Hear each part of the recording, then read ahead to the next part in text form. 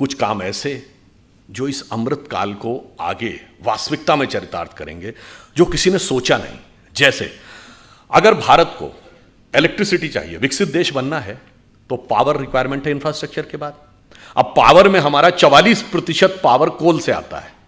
अब कोयले से अगर हम इतनी भारी मात्रा में एनर्जी लेंगे तो एक तो उससे पर्यावरण का बहुत प्रभाव पड़ेगा आने वाले समय में, और हम कितनी ऊर्जा ले पाएंगे। तो इस पर सोचना चाहिए कि भगवान ने भारत को क्या दे रखा है। देखिए, भारत के दो छोरों को देखिए, पूर्वी छोर और पश्चिमी छोर।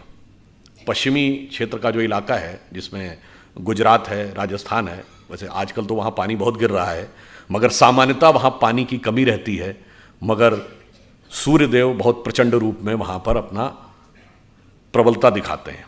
और जो पूर्वी हिस्सा है, जिसमें बिहार है, उड़ीसा है, बंगाल है, असम है, वहाँ नदियों के पाट बहुत चौड़े हैं, बहुत पानी गिरता है, बाढ़ की समस्या रहती है।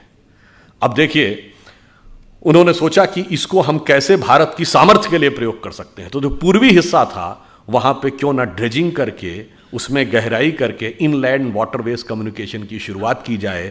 और जब जल मार्ग से परिवहन होता है तो सड़क और रेल मार्ग के मुकाबले 1/10 कॉस्ट आती है और 1/10 पोल्यूशन होता है। और आपने देखा कि 2019 में हल्दिया से लेके और वाराणसी तक पहली बार इनलैंड वाटरवेज के द्वारा ट्रांसपोर्टेशन शुरू हुआ। और जिधर पानी कम गिरता है तो क्यों नहीं सोलर एनर्जी का प्रयोग करना चाहिए। सोलर एनर्जी की बात हो सकता है दूसरों ने, किसी ने सोची हो, हम सोलर एनर्जी में इतनी लंबी छलांग लगाए, वो इंपॉर्टेंट नहीं है। हमारा टारगेट यह है कि हम 300 गीगावाट 2030 तक कंप्लीट कर लेंगे, 2047 तक हम पूरी तरीके से क्लीन एनर्जी से पावर ले लेंगे। ये इंपॉर्टेंट नहीं है। इंपॉर्टेंट यह है कि एक इंटरनेशनल सोलर अलायंस बना और उसका केंद्र भारत में, दिल्ली के पास गुरुग्राम में बना। यानी सोलर पावर के वर्ल्ड लीडर के रूप में हम स्थापित होंगे। यह किसी ने कल्पना नहीं की होगी। दूसरा उदाहरण देखिए, कल्पना न करने का। योग भारत के लिए तो सभी लोग योग जानते थे, परंतु संयुक्त राष्ट्र संघ में योग का प्रस्ताव आया और 173 देशों ने उसका समर्थन किया। ये नहीं, वो द्वितीय प्रस्तावक बने। They have not become the supporter, they have become the second sponsorer. और ये यूएन की हिस्ट्री में एकमात्र प्रस्ताव है जिसका 173 देश सेकंड प्रपोजर बने। और आज आपने देखा पूरी दुनिया में योग दिवस मनाया जाता है। यह पिछली सरकार की कल्पना से परे था। दूसरा उदाहरण, क्यों स्वास्थ्य आता, अगर हम सब योग को अपनाएंगे तो 90% मामलों में हमें, आप कहेंगे इसका इकोनॉमी से क्या कनेक्शन है, मैं बताता हूं। जो फार्मास्यूटिकल इंडस्ट्री है, इसमें कितनी बड़ी इकोनॉमी है और कितना बड़ा हमारे मनोविज्ञान और मनोभय, मन के भय का दोहन किया जाता है।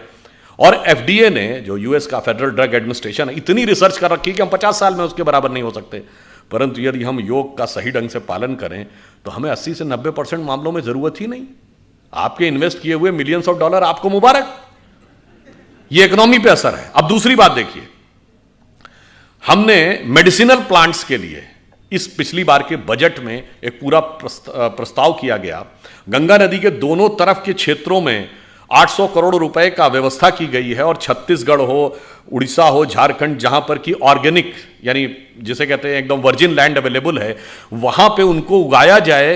ये कल्पना किसी ने की होगी, परंतु WHO में एक सेंटर फॉर ट्रेडिशनल मेडिसिन बनेगा और उसका केंद्र भारत में बनेगा।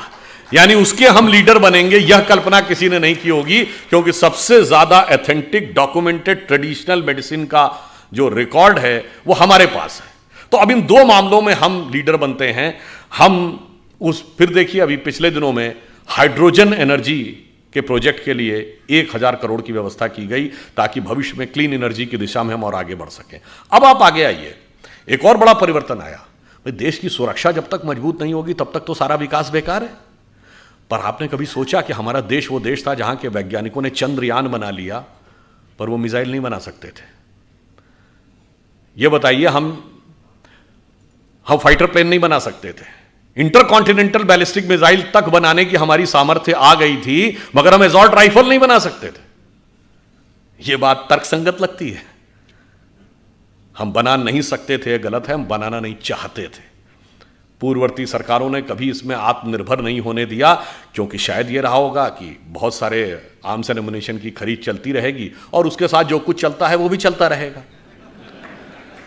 तो पहली बार हमने अब आत्मनिर्भर डिफेंस प्रोडक्शन में शुरू किया, और जो भी 1 लाख करोड़ की इंडस्ट्री है, अभी वर्तमान परिस्थिति में माना जाता है कि अगले 20 वर्षों में 5 लाख करोड़ की डिफेंस एंड एरोस्पेस इंडस्ट्री होगी।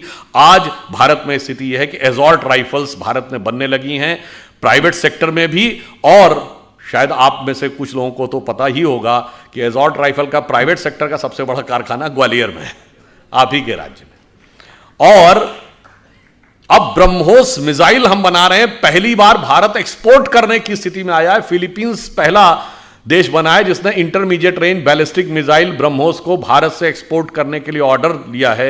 यह हमारे लिए कितने गर्व की बात है कि अब हम उसको एक्सपोर्ट करने की स्थिति में आ गए।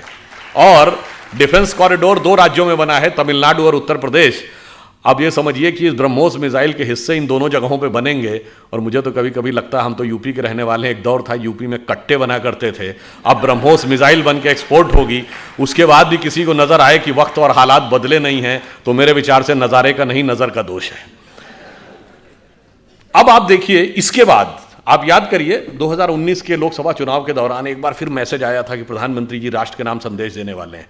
लोग सोच रहे थे पता नहीं अब कौन सा नोट बंद होने वाला है, पर आप में से बहुतों को ध्यान है कि वो संदेश क्या दिया था। उन्होंने ये बताया था कि लो ऑर्बिट में मूव करने वाले किसी भी ऑब्जेक्ट को पूरी सटीकता के साथ डिस्ट्रॉय करने की कैपेसिटी भारत ने प्राप्त कर ली है अंतरिक्ष में, और यह कैपेसिटी प्राप्त करने वाला भारत सिर्फ चौथा देश है।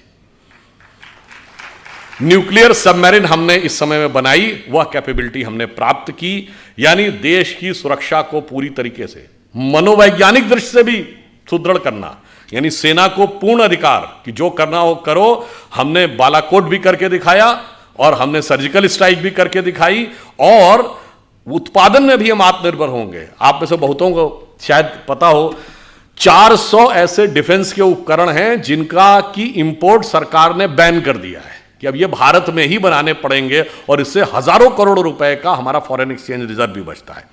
तो इसलिए आप ये समझिए कि एक गरीब को शक्तिशाली बनाने से लेकर राष्ट्र को शक्तिशाली बनाने तक की एक पूरी प्रक्रिया है। और ये ऐसे ही नहीं है। जब हम ये कह रहे हैं कि 25 वर्ष पूरे होंगे तो हम कहां पे पहुंचे होंगे। एक OECD कंट्रीज का आप में से नाम सुना हो, organisation of economic cooperation and development. इसमें शायद अब पहले 40 थे, अब 50 के आसपास कंट्री हैं। उसकी रिपोर्ट ये कहती है कि 2048 तक परचेज पावर कैपेसिटी, जो पेइंग पावर कैपेसिटी होती अपने डोमेस्टिक मार्केट में, उसके हिसाब से भारत अमेरिका से बड़ी अर्थव्यवस्था हो जाएगा। पेइंग पावर के पैरिटी ये होती है कि जैसे अब ये बोतल है, ये आपको 10 रुपए की मिलती है। अब वो डॉलर के हिसाब से तो कितने की हुई, 12 सेंट की हुई ना। अमेरिका में 12 सेंट की नहीं मिलती है, वहाँ $1 की मिलती है। तो यहाँ ये बोतल 80 रुपए की नहीं मिलती है। तो उसे कहते हैं पेइंग पावर पैरिटी। तो मतलब हर चीज को आप डॉलर से कन्वर्ट करके नहीं देखते हैं, आप देखते हैं कि उस देश में क्या मिलता है। जैसे यहां किसी कोई 80 रुपए में ठीक ठाक नाश्ता करके आ सकता है, पर अमेरिका में $1 में कोई ठीक ठाक नाश्ता नहीं कर सकता। वहां $4 से $5 चाहिए नाश्ता करने के लिए। तो पेइंग पावर पैरिटी में तो हम आगे हो जाएंगे। अरे ये तो OECD का अनुमान है, आप चिंता मत करिए। अगर इसी दिशा में हम सही रूप में चलते रहे और देश की जनता इसी प्रकार से साथ में रही, तो समझिए कि हम सोने की चिड़िया भी बनेंगे और जगत गुरु भी बनेंगे। मगर उसके लिए किस चीज की आवश्यकता होगी? लक्ष्मी जी और सरस्वती जी दोनों की कृपा। लक्ष्मी जी भी कमल पे विराजती हैं और सरस्वती जी भी कमल पे विराजती हैं।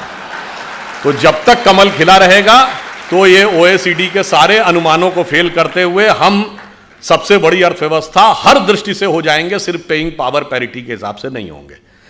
ये मैंने आपको इसलिए बताया कि हम आगे, और हम देखिए सबसे पहले आके डिजिटल इंडिया की जो शुरुआत हुई, ये डिजिटल टेक्नोलॉजी कहां तक अगले 25 साल में जा सकती है हमने कल्पना नहीं की है। जैसे मैं उदाहरण देना चाहता हूं, आज से 25 साल पहले चले जाइए, 1996 में, 26 साल पहले। आप में से बहुत लोगों को याद होगा पहली बार ऐसा हुआ कि कंप्यूटर ने शतरंज की बाजी खेली गैरी कास्पारोव के साथ। IBM के कंप्यूटर डीप ब्लू 1996 में। वो एक शुरुआत थी डिजिटल एरा की कि मतलब एक आर्टिफिशियल इंटेलिजेंस की एक फर्स्ट इनिशियल स्टेज थी, तब किसी ने नहीं कल्पना की होगी कि 26 साल के अंदर ऐसी ऐसी स्थिति आ जाएगी कि हम सबके हाथ में मोबाइल होंगे। मुझे याद है मैं पहली बार अमेरिका गया सन 2000 में, तब हमारी उम्र बहुत कम थी। तो उस समय ये जो नेविगेशन सिस्टम है ना, जो अब गूगल मैप हर फोन पे है, नेविगेशन सिस्टम जिन गाड़ियों में लगा होता, पता उसकी कॉस्ट क्या थी? $4,500, और डॉलर 50-55 रुपए का था, यानी 2.5 लाख रुपए का वो नेविगेशन सिस्टम होता था।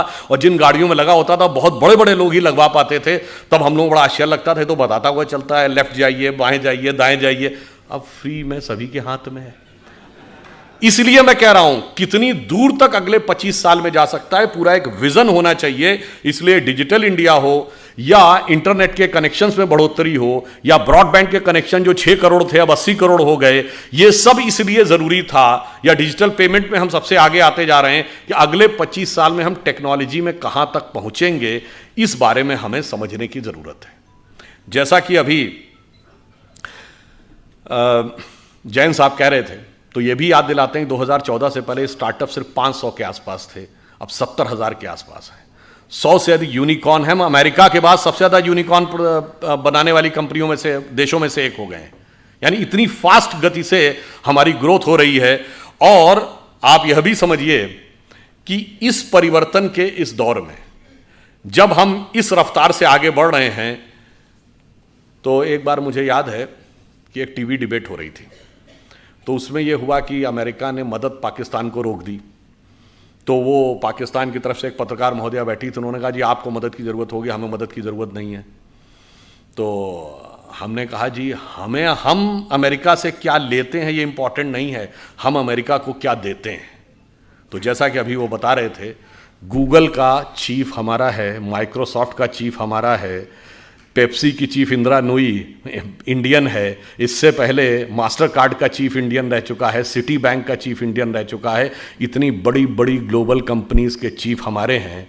मैंने कहा आपके यहाँ भी बहुत सारे चीफ हैं, लश्कर तैयबा का चीफ है, जैश ए मोहम्मद का चीफ है, अलकायदा का चीफ होता है। मैंने कहा इतना बड़ा अंतर है कि हम 75 साल में कहाँ पहुँचे हैं कि अमेरिकन मल्टीनेशनल्स भारत में आती हैं टैलेंट हंट के लिए, और अमेरिकन फौजें पाकिस्तान में जाती हैं टेररिस्ट हंट के लिए। कभी ओसामा बिन लादेन मारा जाता है एबटाबाद में, तो कभी पाकिस्तान के बॉर्डर पर अमन अल जवाहिरी मारा जाता है। और इतना ही नहीं, हम अमेरिका को सिर्फ इतना ही नहीं देते हैं। जैसा कि अभी मोहित जी कह रहे थे कि भाई मैं तो बिजनेस का व्यक्ति हूं, तो समाज, राजनीति, आध्यात्म, इस विषय पर तो मैं नहीं बोलूंगा। मैं तो बताता हूं कि बिजनेस और आध्यात्म का भी हमारे यहां कैसा कनेक्शन है। हम सब व्हाट्सएप यूज करते हैं, फेसबुक यूज करते हैं, तो उसका ओनर कौन है? Mark Zuckerberg. जो लोग आईफोन यूज करते होंगे पता होगा कि एप्पल का फाउंडर कौन था? Steve jobs. अब ये मार्क जुकरबर्ग ने खुद कहा कि एप्पल के फाउंडर स्टीव जॉब्स ने उनसे कहा था कि अगर जिंदगी में कभी इतना बुरा वक्त आ जाए कि तुम्हें लगे कि तुम्हारा कॉन्फिडेंस ही खत्म हो गया है, पूरी तरीके से हताश हो गए हो, तो ऐसा करना, भारत में जाना, वहां नैनीताल जिले में कैची में नीम करोरी बाबा का एक आश्रम है, वहां जाके तुम्हें एक नई ऊर्जा मिलेगी। और मार्क जुकरबर्ग ने कहा कि मैं आया, वो दौर जब आया और मुझे एक नया कॉन्फिडेंस मिला, और जाके फिर मैंने नए सिरे से यह रचना प्रारंभ की। तो हम बिजनेस के साथ साथ हम यह भी देते हैं, तभी हमने कहा कि हम सोने की चिड़िया के साथ साथ जगत गुरु भी बनेंगे, यही हमारा भवितव्य है। परंतु इस अमृत काल से पहले हमें यह भी समझना होगा कि अमृत तो बाद में आता है, सागर मंथन में विष पहले आता है। बहुत सारा विष हमारे दिमागों में भरा हुआ है। जो अभी उल्लेख किया गया कि प्रधानमंत्री जी ने 5 प्रण कहे, तो पहला प्रण क्या था? कि हमें विकसित राष्ट्र बनना। अब छोटी मोटी बात नहीं सोचनी, जिसके विषय मैंने बताया। दूसरा प्रण क्या था? गुलामी की हर चीज को छोड़ना है। और यह बात उन्होंने ऐसे ही नहीं कही। नॉर्मली सरकारें आती हैं, वो कहती हैं हमने इतने नए नियम और बना दिए। हमारी सरकार ने पिछले 8 साल में 1,500 से लेकर 1800 पुराने नियम समाप्त कर दिए, जिनकी कोई जरूरत नहीं थी। और कैसे कैसे नियम? एक बार अमित शाह जी ने मुझे बताया कि जब वो गुजरात के गृह मंत्री थे, तो 1965 के युद्ध के समय क्या होता था कि पाकिस्तान अपनी तरफ से गुब्बारों के द्वारा कुछ पैम्फलेट्स भारतीय क्षेत्र में छोड़ देता था। उनका कहना था 2001 तक उसकी रिपोर्ट बन के आती थी कि इस हफ्ते कोई गुब्बारा या उसके द्वारा कोई पैम्फलेट भारत के क्षेत्र में नहीं लाया गया और उसके लिए भी ड्यूटी लगी रहती थी। ये उदाहरण है कि कितने रिडंडेंट यानी कालबाह्य नियम भी थे, उन सबको समाप्त किया। उसके बाद आगे बढ़े तो जो पुरानी चीजें हैं रिडंडेंट हो गई हैं, उनको समाप्त करने की भी जरूरत थी। पर हमारे मन में विष कैसे भरा रहता है, मैं आपको एक उदाहरण देना चाहता हूं आप ही के क्षेत्र से। यहां अहिल्याबाई होलकर जी का पुण्य स्थान है। आपने अहिल्याबाई जी का नाम किसके नाम पे पढ़ा? अहिल्या जी के नाम पे पढ़ा। हम सब ने वो कहानी सुनी, गौतम ऋषि की पत्नी अहिल्या थी, इंद्र ने आकर संपर्क स्थापित कर लिया, इसलिए वो पत्थर बन गई। फिर भगवान राम के द्वारा उनकी मुक्ति हुई। कितना गलत है, महिलाओं के साथ कितना अत्याचार होता था, यही दिमाग में भरा हुआ है ना। पर आप में से किसी ने कभी ध्यान दिया कि अहिल्या शब्द और गौतम शब्द और राम शब्द का अर्थ क्या है? अहिल्या का अर्थ होता है जिसे हिलाया ना जा सके। देखिए, ये सब हमारे अंदर की चेतना के द्वंद्व का प्रकटीकरण है। क्योंकि जब भगवान जन्म लेते हैं तो केवल एक सामान्य, उसे लिए लीला क्यों कहते हैं, वो एक एक जून के जीवन की घटना हमारे अंदर की चेतना का एक प्रकटीकरण है। मन की वह अवस्था जिसे विचलित नहीं किया जा सके, जिसे जरा भी हिलाया ना जा सके, वह है अहिल्या। जब मन उस अवस्था में पहुंचता है। अहिल्या किसकी पत्नी है? गौतम ऋषि की। तम शब्द का अर्थ क्या है? अंधकार। गौ का अर्थ होता है जाना। जब आप अंधकार के परे चले जाते हैं और ज्ञान के प्रकाश का साक्षात्कार करते हैं, तब चेतना उस अवस्था में पहुंचती है जिसे विचलित नहीं किया जा सकता। यह गौतम और अहिल्या के पति पत्नी होने का अर्थ है। और इसमें एक और बात है, आपको नहीं पता होगा, यह अंग्रेजी का जो गो शब्द है ना, जिसका मतलब जाना, वो संस्कृत के गो से निकला है। यही गो शब्द का अर्थ है जाना। गौतम का यही अर्थ है, तम के परे जाना। 10 बार आया है रामचरितमानस में, गो गोचर लग जा मन जाई तो जानो माया भरमाई। मगर हमारे दिमाग में भरा है कि गो अंग्रेजी का शब्द है। हमारे यहां गोचर, ग्रहों की गति को गोचर कहते हैं ना। आज का गोचर, ज्योतिषी से पूछे, कहता आज का गोचर, ये सब गो शब्द जाने से बना है। अब इंद्र कौन है? इंद्र शब्द का अर्थ जानते क्या है? बहुत बार हम लोगों ने सुना, खूब हमारे यहां कहानियों में है कि जैसे ही कोई एक ऋषि तपस्या करने लगा तो इंद्र ने जो है अपना अप्सराएं भेजकर उसकी तपस्या भंग करने का प्रयास किया, क्योंकि इंद्र का आसन डोलने लगा। इसका क्या अर्थ है? इंद्र शब्द का अर्थ जानते क्या है? आपने ईंधन वर्ड सुना है? फ्यूल के लिए यूज होता है, सोर्स ऑफ एनर्जी। ये ईंधन शब्द इंद्रन शब्द का अपभ्रंश है। इंद्रिय शब्द इंद्र से निकला है। हमारी सारी सांसारिक इंद्रियों की जो सोर्स एनर्जी है, दैट इज इंद्र। और जब कोई तपस्या करता है तो इसका अर्थ क्या हुआ? वो इंद्रियों को कंट्रोल करने की कोशिश करता है, तो इंद्र का आसन डोलता है, यानी इंद्रियों की सत्ता कमजोर पड़ती है। तो बाय लॉ ऑफ इनर्शिया इंद्रियां सबसे ज्यादा तेजी से उसके ऊपर इनर्शिया बैक फोर्स मारती हैं। और वो सबसे ज्यादा किस पे मारेंगी? मानसिक रूप से मानेंगे, कि मन सबसे प्रबल इंद्रिय है। इसीलिए कभी आपने ध्यान ही नहीं दिया होगा कि अप्सराओं के नाम क्या? मेनका, जहां पर मन एकाग्र हो, उर्वशी, हृदय को वश में करने वाली। ये सब प्रवृत्तियां हैं जो जाकर हमारे मन पर अटैक करती हैं। तो जैसे ही इंद्रियों की शक्ति, जब आप अंधकार के परे चले गए और उसे विचलित नहीं किया जा सकता था, यदि इंद्रियों की शक्ति के प्रभाव में आ गए तो क्या हुआ? पत्थर का क्या हुआ? चेतना शक्ति का लोप हो गया। आप पदार्थ यानी सांसारिक शक्ति के रूप में रह गए। जो आध्यात्मिक चेतना थी वो चली गई। अब आध्यात्मिक चेतना दोबारा कब मिलेगी? राम शब्द का अर्थ जानते क्या होता है? हिंदी या संस्कृत में शब्द है, रम धातु से बना है, जिसका अर्थ होता है रमना। रमनते इतराम, रमणीक स्थान, रमता जोगी। यानी किसी भी चीज जिस चीज में सेटल्ड होती है उसको रमना कहते हैं। इसीलिए राम शब्द का तात्विक अर्थ है रमनते इतरामा, अर्थात वह तत्व जिसमें सारा संसार सेटल्ड है। फिर यानी वही divine element which beholds the entire universe, फिर जब उसके साथ दोबारा संपर्क होगा, that conscious energy will revive और वर्ल्डली एनर्जी विल डिसअपियर। मगर हमारे दिमाग को क्यों, अब ये क्यों, किन्हों ने पढ़ाया गया जानते क्यों? 1854 में कार्ल मार्क्स ने एक आर्टिकल लिखा था शिकागो हेराल्ड ट्रिब्यून में कि हिंदू जाति चाहे जितनी भी समृद्ध हो, पर वो नंदी, बैल, बंदर, हनुमान और हाथी गणेश को पूजने वाले इसी लायक थे कि उनके ऊपर हुकूमत की जाए, क्योंकि वो मूर्ख थे। मान्यवर, हम मूर्ख नहीं थे, इतना समझने लायक बुद्धि आपके पास नहीं थी, क्योंकि आपने ना कभी भारत में आए, ना आपने भारतीय संस्कृति पढ़ी, ना आपने संस्कृत पढ़ा, और आपने कुछ नहीं पढ़ा, और उसके बावजूद बैठे बैठे व्याख्या दे दी। और मैं पुनः यह बात चुनौती से कहता हूं, किसी मार्क्सवादी ने वैदिक संस्कृत पढ़ी ही नहीं। जैसे कोई आईआईटी या इंजीनियरिंग कॉलेज में जाकर बीटेक करे नहीं और इंजीनियरिंग पे भाषण देने लगे, उसी प्रकार कोई मार्क्सवादी बताए उसने किस वैदिक गुरुकुल में जाकर वैदिक संस्कृत पढ़ी है और फिर वेदों पे कमेंट्री की है, अंग्रेजी में पढ़ के वेदों पे कमेंट्री की है। ऐसे महान महान लोग हैं। और वो मैं उदाहरण बताना चाहता हूं, जब राम जन्मभूमि का मुकदमा चल रहा था, ये सुप्रीम कोर्ट की नहीं, जब Lucknow bench of Allahabad high court में चल रहा था, तो दोनों पक्षों से कहा गया कि आप अपने अपने इतिहासकार ला सकते हैं। तो हमारी तरफ से जो इतिहासकार थे उसमें देवेंद्र स्वरूप जी थे, एसपी गुप्ता थे, ग्रोवर साहब थे, डॉक्टर हर्ष नारायण थे।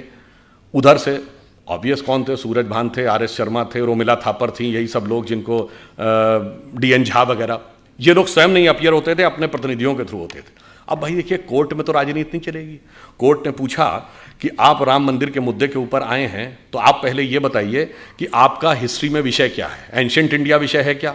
तो उसमें से ज़्यादातर लोगों लिख के दीजिए एंशिएंट इंडिया हमारा विषय नहीं है। अब वहाँ खुदाई का विषय था, तो आपको पता होगा हिस्ट्री में दो ब्रांच होती ना, आर्कियोलॉजी एंड कल्चर। तो आर्कियोलॉजी खुदाई से डील करती है। उनसे पूछा गया आर्कियोलॉजी के एक्सपर्ट हैं? नहीं जी, हम उसके एक्सपर्ट भी नहीं, हमें आर्कियोलॉजी नहीं आती, यानी खुदाई वाला विषय हमें नहीं पता। चलिए, तो कल्चर का पता होगा। अब कल्चर तो किसी लैंग्वेज में लिखा रहता है, सारे डॉक्यूमेंट्स दो ही भाषाओं में थे, संस्कृत और फारसी। और मजे की बात है, सबने ये लिख के दिया है कि फारसी नहीं, उन्हें संस्कृत भी नहीं आती है। यानी ना खुदाई जानते थे, ना लिखाई जानते थे, और दावा ये सारी खुदाई जानते थे। वो आके हमको समझाते थे, जबकि हमारी तरफ से लोग ऐसे थे जो संस्कृत भी जानते थे, फारसी भी जानते थे। डॉक्टर हर्ष नारायण श्रीवास्तव को मैं व्यक्तिगत रूप से जानता हूं, जितने बड़े संस्कृत के विद्वान थे उतने बड़े फारसी के विद्वान थे। इसलिए जब बाबरी मस्जिद वाले कोई डॉक्यूमेंट देते थे फारसी का और उसका ट्रांसलेशन करके देते थे, तो डॉक्टर हर्ष नारायण को दिया जाता था टू वेट दैट ट्रांसलेशन, कि भाई जो ये ट्रांसलेशन है ये यही है या इसमें कोई एक आध नुक्ते का हेरफेर है।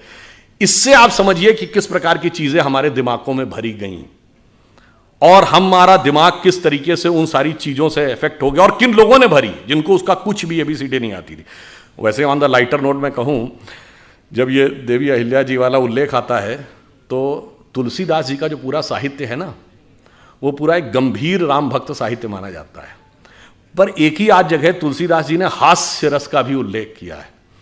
कवितावली में वो लिखते हैं कि जब भगवान राम चित्रकूट पहुंचते हैं, तो वहाँ के जब साधु सन्यासियों को पता चलता है कि भगवान राम आए हैं, तो वो बेचारे वर्षों बरस से व्रत कर रहे थे, तपस्या कर रहे थे, तो उनको लगा कि इनके पैर के स्पर्श होने से कोई पत्थर की शिला स्त्री बन जाती है। तो सब एक एक शिला लेके आ गए कि शायद ये एक सुंदर स्त्री बन जाए तो मेरा भी जीवन जो कष्ट का है, कोई मुझे भी अच्छे ढंग से हमारा सहयोग करने के लिए मिल जाए। तो उसको उन्होंने लिखा है कि विंध्य के वासी उदासी तपोव्रत धारी महाबिनु नारी दुखारे, और गौतम तीय तरी तुलसी सो कथा सुनिबे मुनिवृंद पखारे, होए हैं शिला सब चंद्रमुखी परसे पद मंजुल कंज तिहारे, और कीन भली रघुनायक जीव करना करी कानन को पगधारे। तो मतलब उन्होंने हास्य का भी प्रयोग किया। ये तो एक चीज हुई। अब दूसरी बात आई है, जिस जमाने में देवी अहिल्याबाई होलकर यहां पे रूल कर रही थी, 18th सेंचुरी, आपको पता है उस समय यूरोप में क्या था? 1542 से वहां पर विच क्राफ्ट एक्ट था। विच क्राफ्ट एक्ट का मतलब होता किसी भी महिला को चुड़ैल घोषित करके जला दिया जाता था। और वो समय जब भारत में चाहे रानी अहिल्याबाई हो, रानी दुर्गावती हो, कित्तूर की रानी चेन्नम्मा हो, वो मध्यकाल का दौर, चाहे छोटे मोटे राज्यों की रानी अबक्का हो या रानी लक्ष्मीबाई हो, वो यहां शासन कर रही थी। और वो लोग, और कौन, कोई भी चर्च घोषित कर देता था कि ये चुड़ैल है और उसको जला दिया जाता था।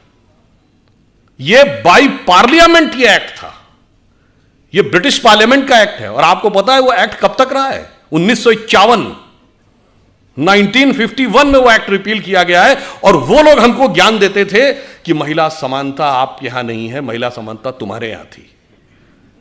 आपको पता है अंग्रेजी का ये शब्द विच हंट आप सबने सुना होगा। ये विच हंट शब्द उसी विच क्राफ्ट एक्ट से निकला है कि किसी भी औरत को विच घोषित करके फिर उसको पकड़ना और पकड़ के मौत के घाट उतार देना। हकीकत यह है कि विच हंट करने वालों ने हमारे खिलाफ विच हंट किया है कि हमें कहां कहां पे नीचा दिखाया जा सकता है। और इसलिए मैं ये कहना चाहता हूं, हमारे यहां स्थिति यह थी, ये तो हुई रूल करने की बात। वैदिक काल में 20-22 ऐसी विदुषी महिलाएं हैं, गार्गी, अपाला, लोपमुद्रा, मैत्रेयी, जिन्होंने बाकायदा वेदों पर व्याख्यान किया है, शास्त्रार्थ किया है, याज्ञवल्क्य का गार्गी के साथ शास्त्रार्थ, संध्या का ऋषि मेधातिथि के साथ शास्त्रार्थ। हम चुनौती के साथ कहते हैं दुनिया में कोई दूसरी धर्म संस्कृति बताइए जो धर्म ग्रंथ के ऊपर पहले तो डिस्कशन का पावर देती हो और डिस्कशन का पावर महिला को देती हो। फिर उन्होंने हमको समझाया कि साहब आप जो थे वो समानता नहीं देते थे। और उससे भी बड़ा, मैं पहले भी कई बार बता चुका हूं कि सबसे प्रख्यात शास्त्रार्थ कौन है? आचार्य शंकर और मंडन मिश्र का। और उसमें न्यायाधीश कौन थी? मंडन मिश्र की पत्नी उभय भारती। अब बताइए दुनिया में कहीं ऐसा है कि धर्म के ऊपर, धर्म ग्रंथ पे डिस्कशन का स्कोप हो और उस डिस्कशन के स्कोप में पार्टिसिपेट करने का ही नहीं, ज्यूरी बनने का, चीफ ज्यूरी बनने का अधिकार किसी स्त्री को होता हो? यह सिर्फ हमारे यहां था। इसलिए उसके बाद हमें यह समझाया गया कि साहब नहीं, आप जो थे वो समानता के पक्षधर नहीं थे, हम समानता के पक्षधर थे। जबकि हमारे यहां तो महानता यह है कि विश्व की किसी भी सभ्यता या संस्कृति की कल्पना की पराकाष्ठा क्या होती है? वो होती है उस संस्कृति के द्वारा की गई ईश्वर की परिकल्पना। और मैं विनम्रता से पर दृढ़ता से कहता हूं, विश्व की सभी संस्कृतियों में ईश्वर सिर्फ पुरुष है। स्त्री तत्व का कोई स्थान ईश्वर में नहीं है। सिर्फ हमारे यहां अर्धनारीश्वर की परिकल्पना है भगवान शंकर में। और वो किस प्रकार का स्वरूप है जिसको कालिदास ने अपने कुमार संभवम के प्रथम श्लोक में लिखा है, वागार्थमि संप्रक्त रघुवंश में, वागार्थमि संप्रक्तो वागार्थमि प्रतिपतये जगतः पितरो वंदे पार्वती परमेश्वरो। अर्थात भगवान शंकर में, शंकर पार्वती के रूप में वह अर्धनारीश्वर स्वरूप उस प्रकार मिलकर संसार की रचना करता है जैसे वाक और अर्थ, जैसे कविता में शब्द और अर्थ। अकेले अर्थ का कोई औचित्य नहीं जब तक शब्द में व्यक्त ना हो, और शब्द का कोई मीनिंग नहीं जब तक उसका कोई अर्थ ना हो। तो आप ये समझिए कि इस प्रकार का जहां पर इवन अगर आप में से जो लोग हिंदी साहित्य पढ़े होंगे तो निराला की वो प्रसिद्ध कविता आपको याद होगी ना, तुम तुंग हिमालय श्रृंग और मैं चंचल गद सुर सरिता, तुम विमल हृदय उच्छ्वास और मैं कांत कामिनी कविता। तो आप ये सोचिए जहां पर इतना सुंदर सामंजस्य, जहां पर कोई स्थान ही नहीं, वो आके हमको ये समझाते हैं कि साहब आप जो थे वो समानता के पक्षधर नहीं थे।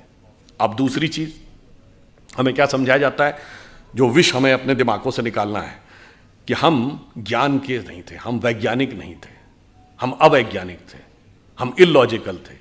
और जबकि फैक्ट ऑफ द मैटर है कि आप ये देखिए जितने बड़े बड़े विज्ञान की खोज हुई। अब उदाहरण के लिए मैं सिर्फ ये बताना चाहता हूँ, ये अगस्त का महीना एक और चीज़ के लिए भी जाना जाता है। मैं सिर्फ आपको दो उदाहरण दूंगा। एक, एटम बम का पहली बार प्रयोग 6 अगस्त को हिरोशिमा पे हुआ था। Who was considered the father of the atom bomb? Robert Oppenheimer. और जब 16 जुलाई 1945 को अमेरिका में बिकनी हिल पे पहला एटम बम का सक्सेसफुल प्रयोग हुआ था, उसको देखने के बाद रॉबर्ट ओपेनहाइमर ने पहला शब्द बोला था कि मुझे भगवत गीता का वह श्लोक याद आ रहा है जिसमें भगवान ने कहा है यदि सृजन मैं हूं तो विनाश भी मैं ही हूं। वह वेद और गीता को पढ़ता था। कौन? Father of the atomic weapon. और आजकल फिल्म चली हुई ना रॉकेटरी, आप में से बहुतों ने देखी होगी। सबसे कठिन विषय विज्ञान का किसको माना जाता है? Rocket science. अब आपने कभी सुना है कि father of the rocket science किसको कहा जाता है? एक जर्मन वैज्ञानिक था वर्नर वॉन ब्रॉन, जिसने सबसे पहले रॉकेट इंजन बनाया, उसको कहा जाता father of the rocket science. और वर्नर वॉन ब्रॉन का जो गुरु था वो एक जर्मन साइंटिस्ट था जिसका नाम था हर्मन ओबर्थ। और हर्मन ओबर्थ ने यह कहा है कि वो ज्ञान के लिए वेद और उपनिषद को पढ़ता था। यह बात जानते हैं कहां लिखी है?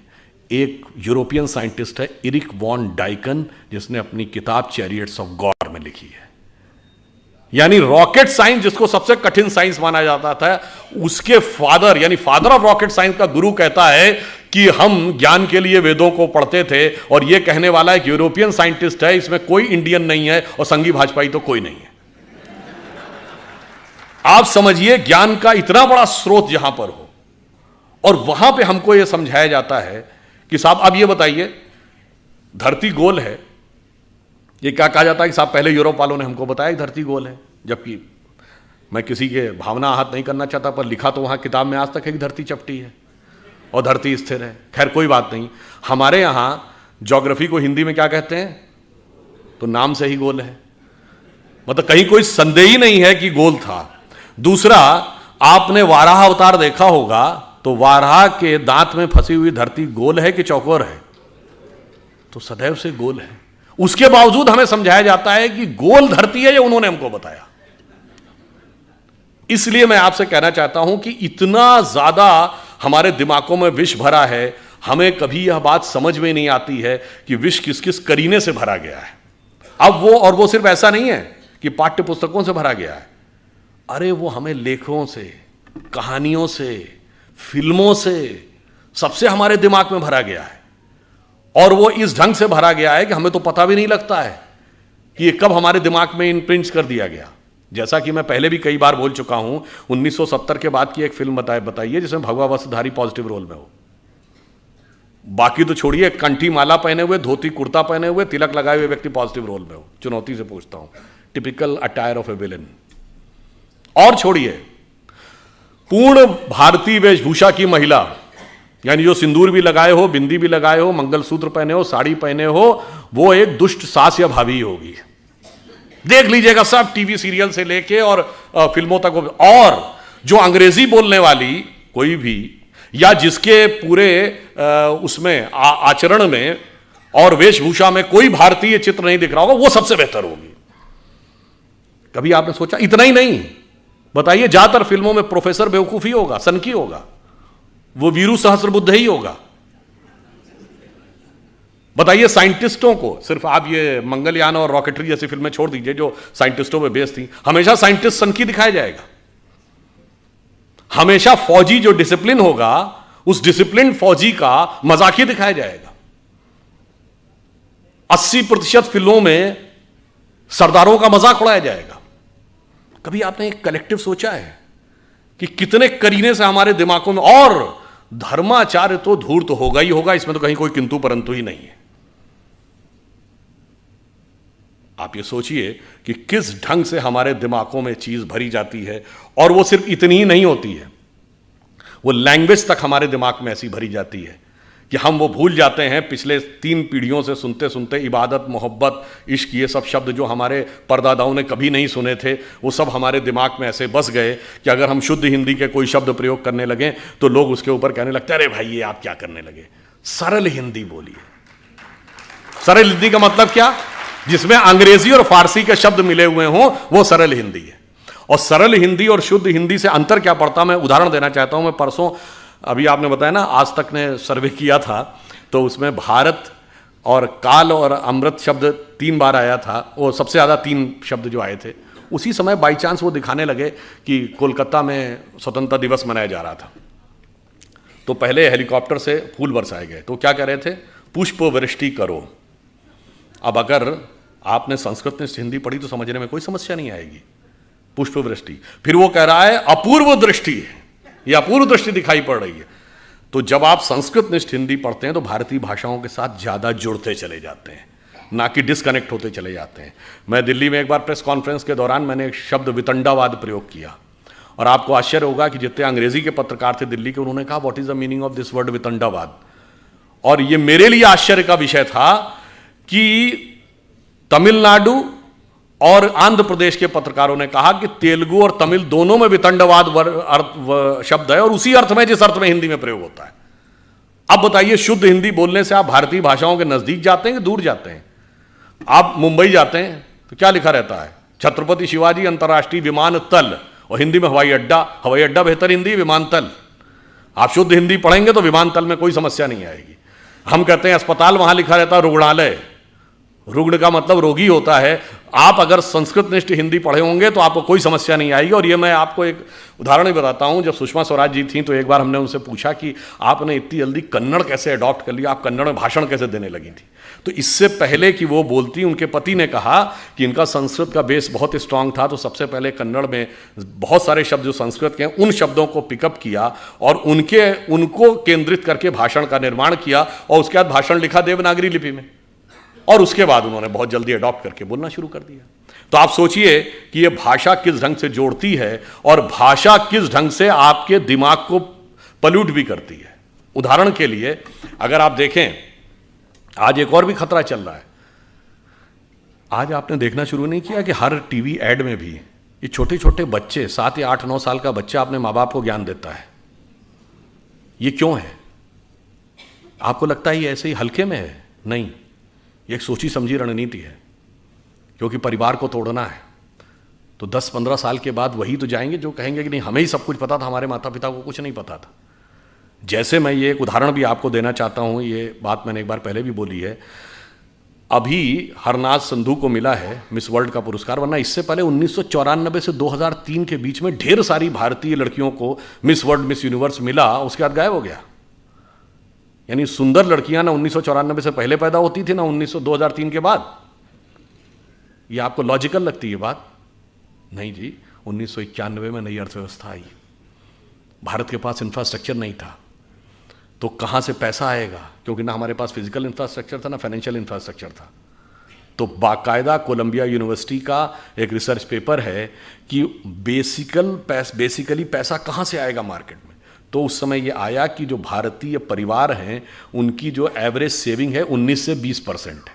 यानी एक औसत भारतीय परिवार लगभग 20% अपनी आय का बचाता है। अब वो उसमें से अगर हम 10% निकाल के मार्केट में ले आए तो मार्केट में इनिशियल फ्लो ऑफ मनी आ जाएगा। अब ये रिसर्च किया गया कि वो बचत के लिए सबसे ज्यादा प्रेरित कौन करता है, तो उसमें कहा गया कि घर की महिला सबसे ज्यादा प्रेरित करती है कि पैसा बचा के रखो। अब कहा गया कि जो नेक्स्ट जनरेशन की जो महिलाएं हैं, यानी लड़कियां जो आज हैं, उनको किस तरीके से इंटरनेशनलाइजेशन और मार्केट के अंदर जो खर्चा होना है उसकी तरफ हमें प्रेरित करना है। उस तरफ घुमाने के लिए ये सब कुछ हुआ और अचानक बंद हो गया।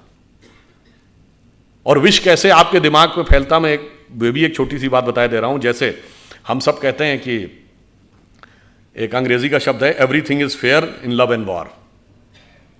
इसका हिंदी क्या है? जंग और इश्क में सब कुछ जायज है। ये हिंदी का कोई भी शब्द नहीं है। जंग हिंदी का शब्द है, ना इश्क हिंदी का शब्द है, ना जायज हिंदी का शब्द, सब फारसी के शब्द है। कभी आपने हिंदी या संस्कृत या किसी अन्य भारतीय भाषा में ऐसी कोई कहावत सुनी है कि युद्ध और प्रेम में सर्वथा सब कुछ उचित अनुचित है? ऐसा होता ही नहीं है, क्योंकि भाषा आपके दिमाग में एक संस्कृति भी लाती है। हमारे यहां युद्ध का एक धर्म है और प्रेम का एक त्याग है।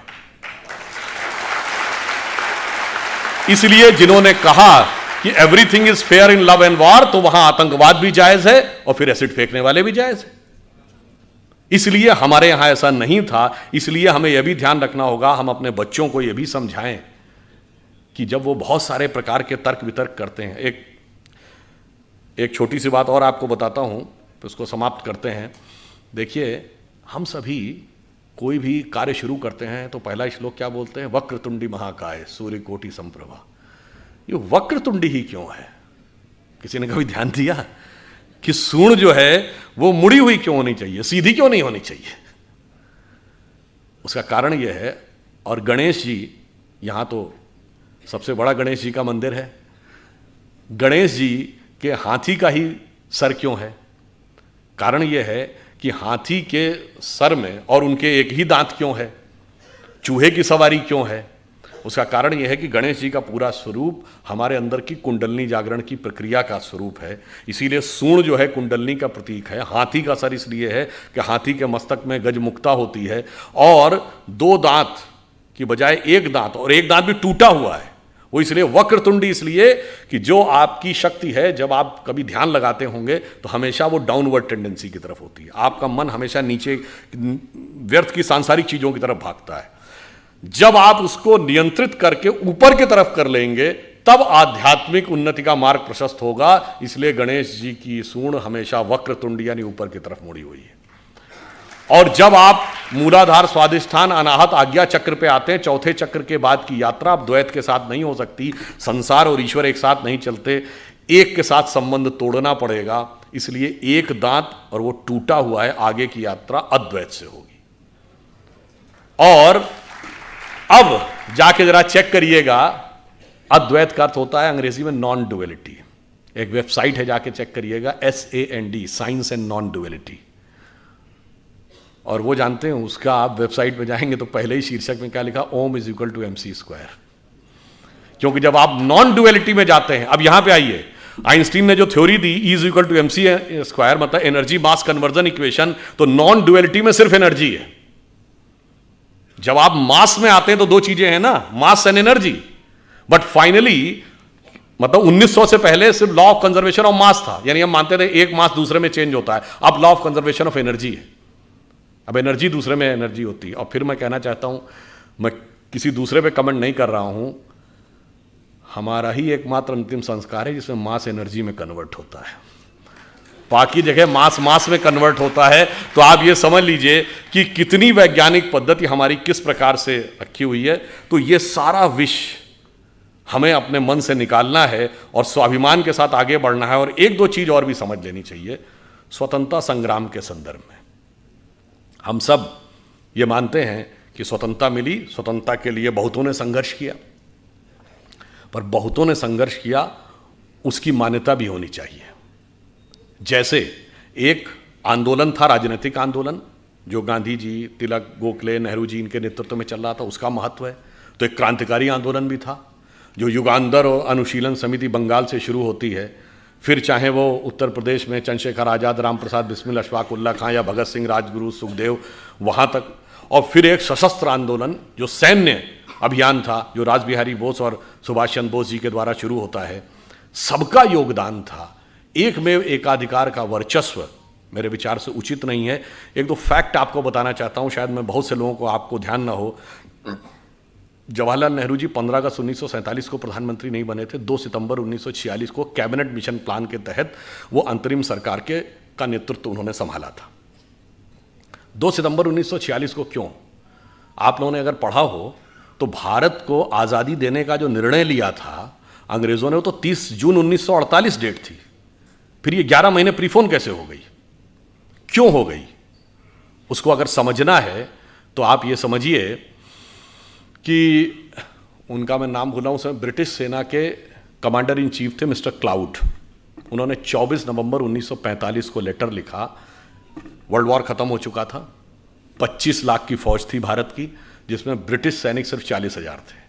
उन्होंने लिखा कि सुभाष चंद्र बोस जी की INA के द्वारा किए गए कार्य को ध्यान में रखते हुए अब भारतीय सैनिकों पर भरोसा करना बहुत मुश्किल है, इसलिए बहुत लंबे समय तक अब हमारे लिए चंद ब्रिटिश सैनिकों के द्वारा शासन करना मुश्किल नजर आता है। ठीक, यह है नवंबर 24, 1945। जनवरी 1946 कैबिनेट मिशन प्लान अप्रूव होता है कि अब एक कैबिनेट मिशन भेजा जाएगा, मगर टारगेट था 30 जून 1948।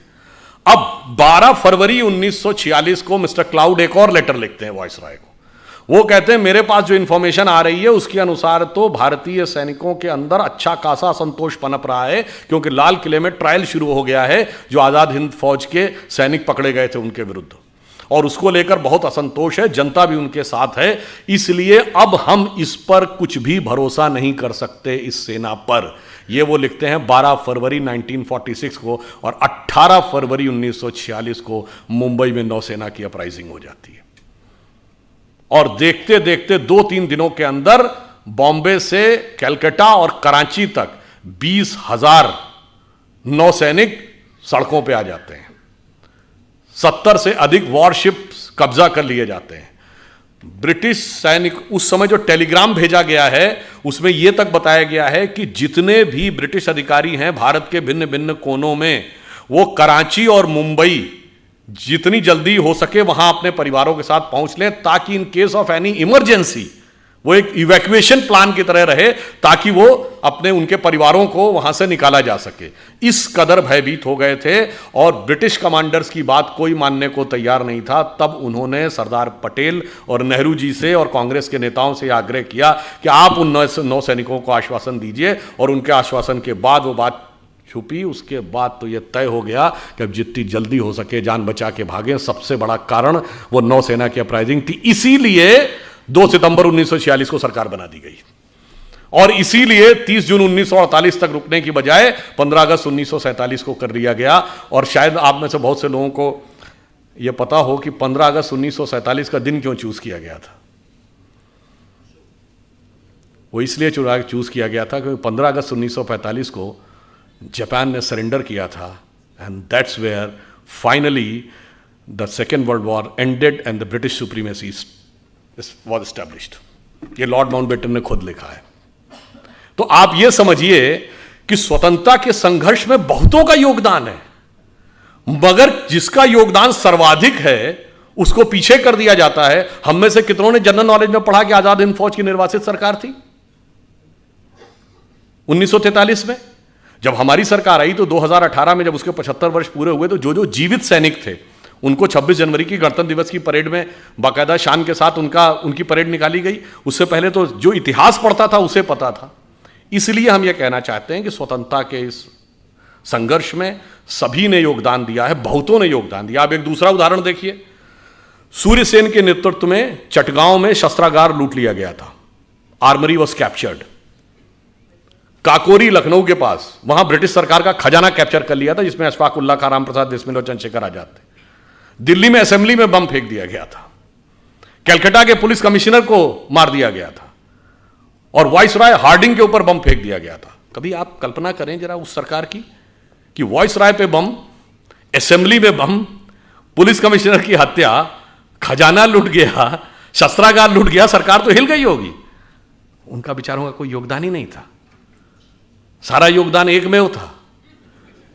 तो मेरे विचार से सारा योगदान उनका था जिन लोगों के जो काला पानी सह रहे थे उनका योगदान नहीं था, जिन्हें कोल्हू में बैल की तरह जोत दिया गया उनका योगदान नहीं था, जो जेल में रह रहे थे पर जलवे से रह रहे थे, जो किताब भी लिख रहे थे, सेक्रेटरी भी उनके साथ था और एक नहीं 3-3 4-4 किताबें लिखी, जिनके वाइसराय के साथ अत्यंत मधुर पारिवारिक संबंध थे, वो संघर्ष कर रहे थे। ऐसा अद्भुत इतिहास जो हमारे यहां बताया गया है, हमें इस अमृत काल में यह भी समझने की जरूरत है कि किस किस प्रकार का विष हमें दूर करना है। और उसके बाद मैं ये नहीं कह रहा हूं कि उन लोगों का कोई योगदान नहीं है, मैं बिल्कुल ईमानदारी से कहता हूं नेहरू जी प्रधानमंत्री बने, उन्होंने कई अच्छे कार्य भी किए, IITs बनी, एम्स बना, राउरकेला बोकारो के स्टील प्लांट्स बने, भाखड़ा नंगल डैम बना, मगर कुछ ऐसे काम भी किए। चीन हमारा पड़ोसी नहीं था 47 में, तिब्बत हमारा पड़ोसी था। तिब्बत चीन का है कोई मानने को तैयार नहीं था, मगर बांडुंग कॉन्फ्रेंस में जाके आपने मनवा दिया और उसके बाद तिब्बत ही नहीं, वो तो एक्साई चीन तक आ गया। तो जो गलती है वह भी मानना होगा। आपको पता है नॉर्थ वेस्ट फ्रंटियर प्रोविंस जो आजकल खैबर पख्तूनवा है, फाटा का इलाका, वहां मुस्लिम लीग नहीं जीती थी, वहां कांग्रेस जीती थी। खान अब्दुल गफ्फार खान मिलना ही नहीं चाहते थे पाकिस्तान से, और उस समय यह स्टैंड लिया गया कि कोई लैंड रूट नहीं तो हम कैसे जुड़ जाएं। ईस्ट और वेस्ट पाकिस्तान 2000 किलोमीटर दूर होकर एक देश हो सकते थे, हम वो नॉर्थ वेस्ट फ्रंटियर प्रोविंस हमारा हिस्सा नहीं हो सकता था। और जब हमने मना कर दिया तो खान अब्दुल गफ्फार खान का यह स्टेटमेंट है कि आपने हमको भेड़ियों के हाथों में छोड़ दिया है। पता है आपको बलूचिस्तान ये पाकिस्तान का हिस्सा नहीं था, खान अफ कलात कभी नहीं मिलना चाहते थे। आप में से बहुत से लोगों को नहीं पता होगा कि ओमान 47 में बॉम्बे प्रेसिडेंसी से कंट्रोल होता था। ओमान हमने कितना छोड़ा है, कितना गंवाया है, सब कुछ गंवाते चले गए। एक बात विचार करिए, हम 2022 में बैठे हैं, जरा 1918 या 19 का 105 साल पहले का भारत देखिए। सिर्फ पाकिस्तान बांग्लादेश ही नहीं, अफगानिस्तान बर्मा भी हमारे हिस्सा था। हमने बताया ना ओमान तक उससे कंट्रोल होता था। तब तक ना तिब्बत चीन का हिस्सा था, ना शेंगेन चीन का हिस्सा था, सोवियत संघ का गठन नहीं हुआ था। तो हम सबसे बड़े देश थे। An entire China was Buddhist, considering Hindu and Buddhism as a one family religion. We were the biggest religion on earth and we were the biggest country on earth. और आज जो हालात हुए, अगर मजबूत सरकार नहीं रही तो 2047 तक जो हालात हैं, कश्मीर वैली में क्या होगा, क्वेश्चन मार्क। नॉर्थ ईस्ट में क्या होगा, क्वेश्चन मार्क। केरल और पश्चिमी उत्तर प्रदेश के कुछ इलाके और बंगाल के बांग्लादेश से जुड़े इलाकों में क्या होगा, क्वेश्चन मार्क। नक्सल प्रभावी इलाकों में, छत्तीसगढ़ में, झारखंड में, उड़ीसा के इंटीरियर इलाकों में क्या होगा, क्वेश्चन मार्क। यानी खतरा यह है कि मजबूत सरकार ना हो तो आजादी के 100 साल बाद हो सकता है हम अपने उस ओरिजिनल इलाके के आधे रह जाएं। इन सब चुनौतियों को समझना है और उसके अनुसार हमें यह संघर्ष करना है कि स्वतंत्रता को हमें सार्थक करना है। उसके लिए हमें इन सारे जितने भी प्रकार की चीज़ें हैं उससे चौकन्ना रहना है और जो मैकाले का माइंडसेट 19वीं सदी का और मार्क्सवाद का माइंडसेट 20वीं सदी का, दोनों से अपने मन में जितने विष हैं उस मनोरोग से मुक्ति पानी है। और जो अभी कहा गया था कि 21वीं सदी हमारी होगी, तो मैं बताना चाहता हूं कि 1 जनवरी 1901 को जब इस देश में सूरज उगा तो पूरे देश में किसकी सरकार थी? अंग्रेज की। 1 जनवरी 1951 को पूरे देश में किसकी सरकार थी? कांग्रेस की। और 1 जनवरी सन 2001 को जब 21वीं सदी के सूरज की पहली किरण इस देश की धरती पर गिरी तो इस देश में किसकी सरकार थी? अटल जी के नेतृत्व में भाजपा की, अगले दशक में मोदी जी के नेतृत्व में स्पष्ट बहुमत की। मतलब बहुत साफ है नियति का संकेत कि 19वीं सदी अंग्रेज की थी, 20वीं सदी कांग्रेस की थी, 21वीं सदी भारतीय जनता पार्टी की। तो 21वीं सदी हमारी है, हमारी उस विचार की है।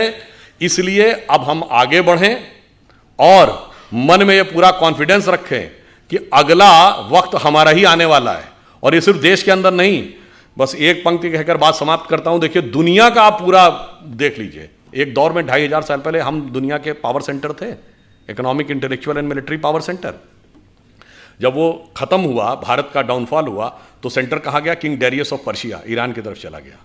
फिर जब ईरान का डाउनफॉल हुआ तो मेसोपोटामियन एम्पायर, बगदाद का एम्पायर। फिर उसका डाउनफॉल हुआ तो टर्किश एम्पायर।